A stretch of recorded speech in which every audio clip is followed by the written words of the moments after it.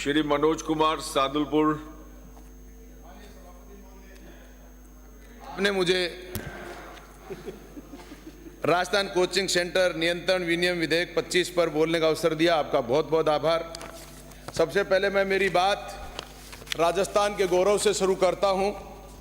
राजस्थान का गौरव है हमारा अभिमान, सांगा के अपमान को नहीं सहेगा हिंदुस्तान।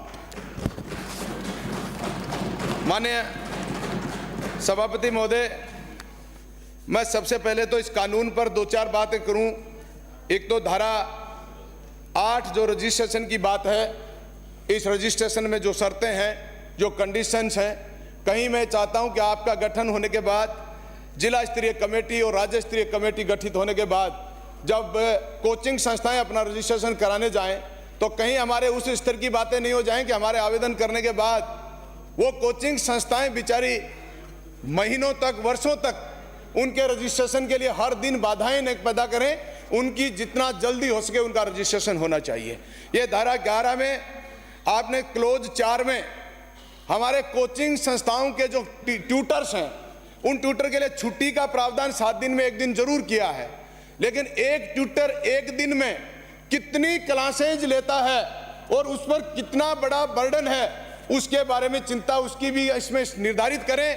1 दिन में एक ट्यूटर कितनी क्लासेज लेगा, इससे ज्यादा उसकी क्लासेज नहीं हो। तीसरा मैं कहना चाहता हूं कि क्लासरूम की बात जहां तक है, आपने इसमें वर्गाकार स्थिति वर्ग मीटर का तो दे दिया कि एक छात्र के लिए 1 वर्ग मीटर जगह होगी, लेकिन क्या एक व्यक्ति हजारों वर्ग मीटर में कर एक ही क्लास में हजारों स्टूडेंटों को अगर बिठाकर ऐसा करेगा? ये नहीं है, निश्चितता करे कि 100 या 150 से ज्यादा स्टूडेंट उसके क्लास रूम में नहीं हो, वर्ग मीटर के बाद भी। चौथा मैं कहना चाहूं, धारा 17 में आपने लिखा है कोचिंग, 7 में क्लोज 2 में लिखा है कि कोचिंग संस्थाओं को इस कानून के लागू होने के बाद मात्र 3 महीने में उनका रजिस्ट्रेशन कराना अति आवश्यक है। मैं कह रहा हूं, निश्चितता है कि कोचिंगें लंबे अरसे से चल रही हैं और हमारी इसमें धारा 8 में जैसे शर्तें और निर्बंधन जो दिए गए हैं, उनकी संस्थाओं को पालना करने में समय लगेगा।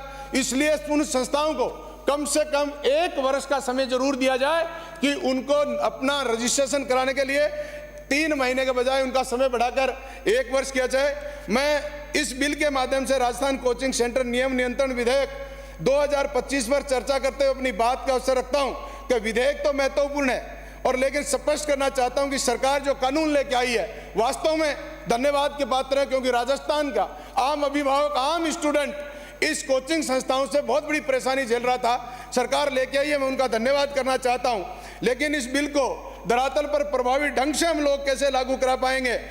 कोचिंग संस्थाओं में छात्रों के बिल जिस तरह की फीस एक बार ले ली जाती है वार्षिक रूप से, और आपने प्रावधान तो किया कि उनकी संपूर्ण फीस लौटाई जाएगी, लेकिन आपने जिस तरह हमारे लांबा जी ने जो बात कही है, मैं उस बात का समर्थन करता हूं कि जिला स्तर पर आप कलेक्टर की अध्यक्षता में जो कमेटी बनाना चाहते हैं, वहां एजुकेशन के हमारे कोई न कोई अधिकारी निश्चित रूप से एक रेगुलरिटी उस बात को सुने और जो समस्याएं आए उनका समाधान करने का प्रयास करें। श्री छगन सिंह राजपुरोहित, धन्यवाद।